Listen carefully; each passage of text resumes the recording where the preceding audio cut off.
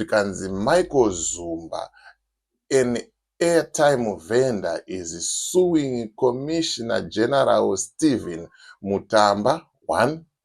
2. Home Affairs Minister Kazembe Kazembe, 2. 3. Constable Dzingirai and Constable Mabeka, 4. vari kusungwa vakabatanidzwa ipapo of Masvingo Central for $40,000 for unlawful arrest. Waizviziva here kuti kune inonzi unlawful arrest?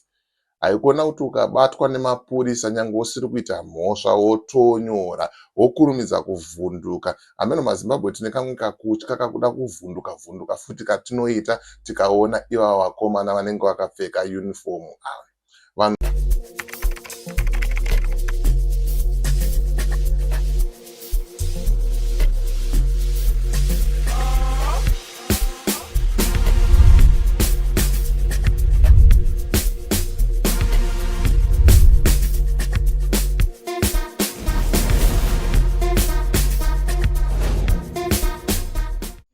Botswana marangarirwa zvakare. Madzibaba Masango vachange vari muMugaborone vachiita ma1-on-1 kubva musi wa25 June, 26 June, 27 June kusvika musi wa28 June.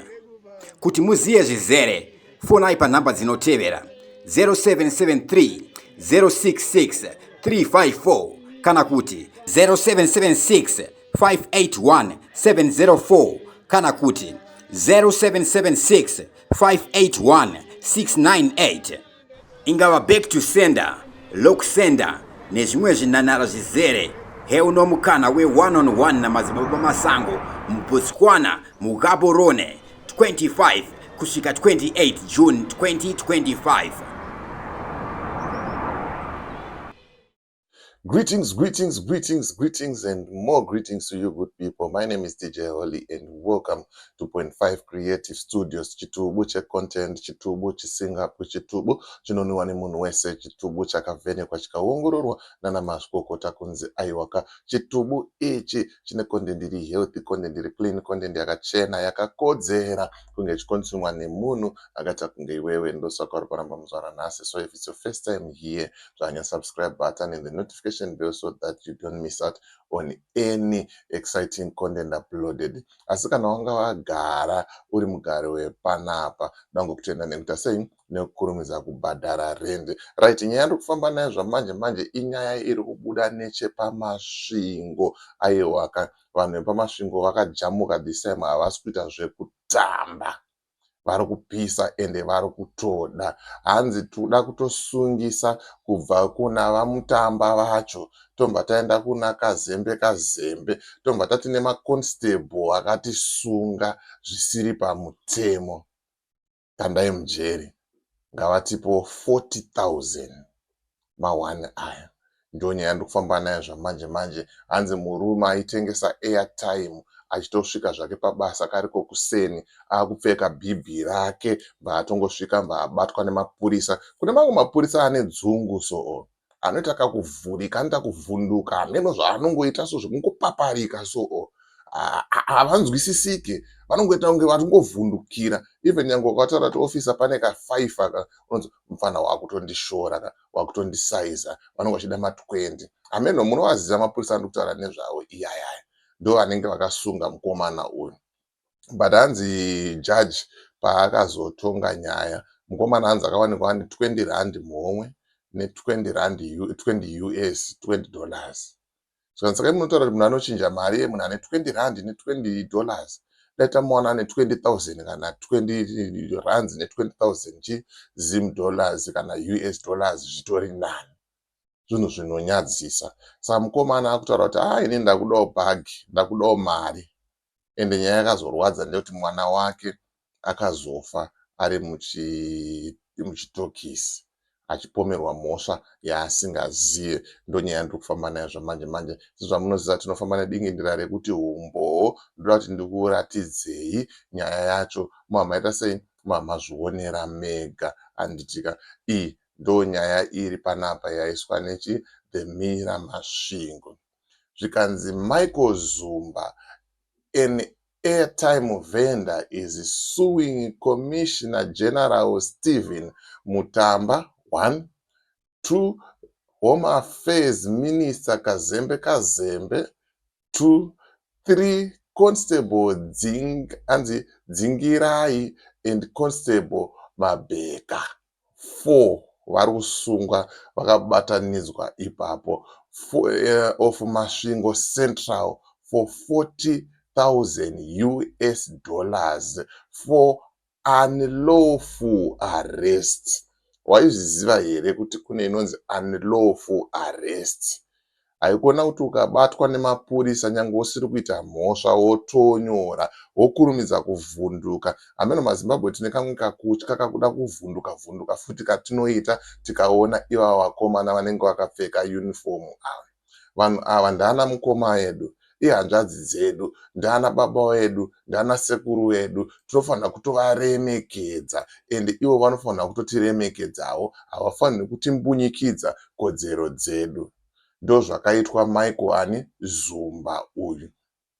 Anditika zvikanzi Zumba spent 27 days in prison on allegations of dealing in foreign currency, only to be acquitted by a magistrate who declared that there was no basis at all for the arrest after Zumba was found with just 20 rand and $20 on him and nothing to incriminate him.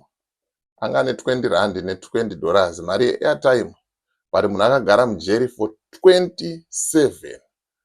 27 days arimo. Ma1 aya. Zumba was only released from prison when he lost his 2-year-old daughter, Pakaipa, and after a plea of him to attend the funeral.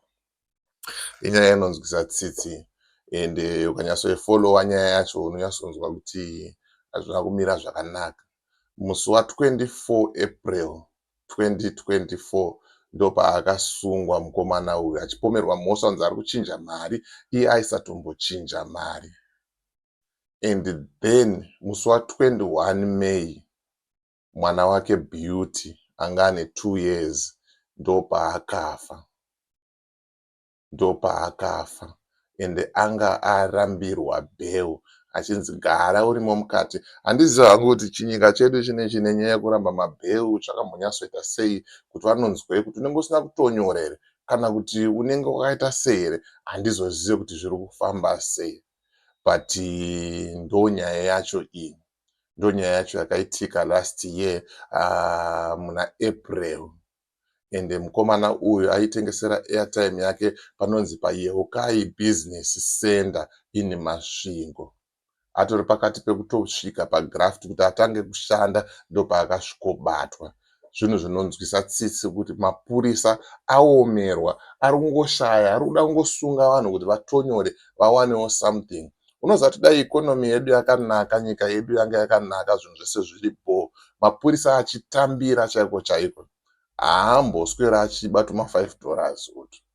Imagine mupurisa ane pay ye$1,000, unofunga kuti ungamutonyore $2 kana kuti $5. Anoziva kuti ndinodzingwa basa nekamari kasina kana basa rese ikakaka. But nyaya yekuti zvinhu zvakaoma, zvinhu zviri kurwadza, zvinhu hazvisi kufamba zvakanaka. But nyaya iri kupisa zvamanje manje. The story is trending on social media. Ameno kuti Minister Kazembe Kazembe wachati chii, zeta rapi yacho ichabudisa statement ichiti chii, tinzwewo kuti zvichange zvakamira sei. But ndichange ndichikupai ma-updates nezvenyaya iyoyi, nekuti nyaya iri kupisa zvekuita sei, zvekutodaro. Iri kutopisa zvekuita sei, zvekutodaro. Saka ndo nyaya yanga ndichifamba nayo zvamanje manje, yanga ndauya kuti ndikuratidzei kuti muzvionere. Handitika ndisati ndabva futi panapa ndangoti ndingotaura pamusoro pecompany registration in South Africa. Zvanyore, hazvichanetsa, zvakuroveka faster. Handitika bata Owen panhamba dziri pascreen idzo womutaurira kuti Owen ndabva nekuna DJ Holly vari kunditaurira kuti iwewe ndiwe munhu wacho ari kuita mudhikinyira wacho. Akapedza kukurejistira kambani anobva akuvhurira an FNB bank account. Akuvhurira an FNB bank account, unogona kunge uri kuAmerica, unogona kunge uri kuZimbabwe, unogona kunge uri kuZambia, chero nyika ipi yauri, chinongodiwa chete ipassport yako iri valid chete. Zvaana permit zvese izvo hazvina kana chi, hazvina kana dhiri. Ndonyanga ndichifamba naye zvamanje as for me DJ Holly and the rest of the crew behind the scenes. It is bye for now. Ngatisangane muvhidhiyo rinoita sei rinotevera.